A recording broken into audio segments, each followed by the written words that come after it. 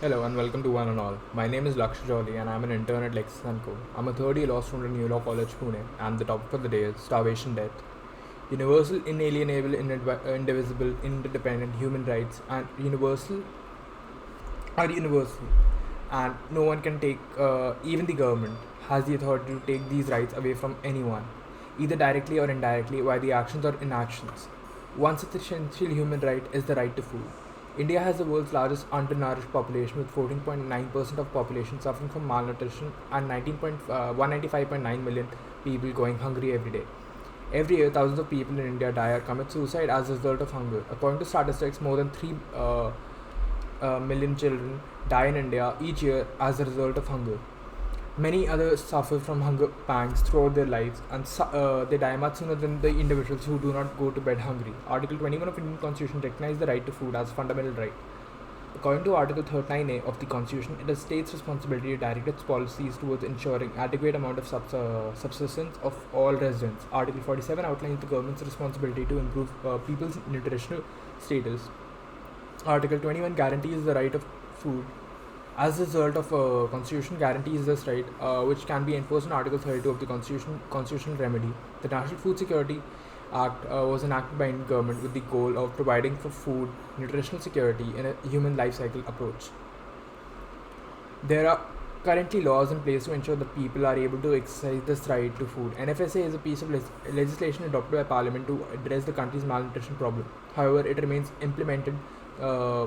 unimplemented throughout the country. Section 28 of the NFSA requires state government to implement a grievance redressal mechanism to ensure that NFSA is implemented and all that people have access to the right to food.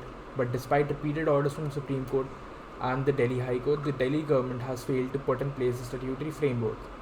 People's concern of denial of food security, such as not possessing a ration card, and rendered ineffective due to lack of accountability and measures. The same issue exists not only in Delhi but throughout the country. Even if redressals tend to function, they cannot be achieved through the desired results. The National Food Security (NFSA) was establishes the central government and state government food security commitments. However, there are no repercussions for the state and central government failing to meet these obligations. A person must have proper documentation, like as a ration card or any Aadhaar card, in order to receive food from the state or government machinery. Even if a person without an Aadhaar card is dying of starvation in front of a public distribution shop, the vendor will refuse to provide him rations because they do not have a ration card. Lakhs of such persons are unable to benefit from the provision of the NFSA. The NFSA solely feeds Indian nationals and does not feed persons who live in India but are not Indian citizens. These formalities end up excluding most vulnerable and underprivileged people. The country has a legal obligation to assure that the rest of the globe that all Indians are adequately fed.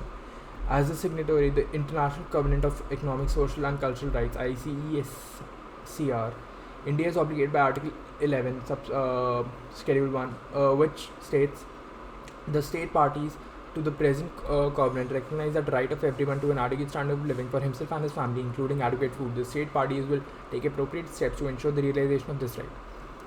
Because it is government's responsibility to ensure that the appropriate food grains are available to all citizens, public workers cannot avoid their responsibilities even after legislation is enacted.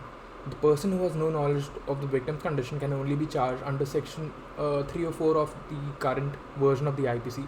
According to Section 304 of the IPC, 304A, causing death by negligence, whoever causes death of any person by doing any rash, negligent or act not amounting to culpable homicide shall be punished with imprisonment of either description for a term which may be extended to 2 years or with fine or with both. The basic technique for ensuring accountability in such circumstances is to create a cognizable criminal offence so that the right holders, that is the people, can have an effective remedy by immediately complaining to the police that filing of FIR under Section 154 of the Criminal Procedure Code 1973. This will ensure that the MP, MLA and district magistrate take the issue seriously and are held accountable for their actions. This was it for starvation by death. Thank you and have a great day.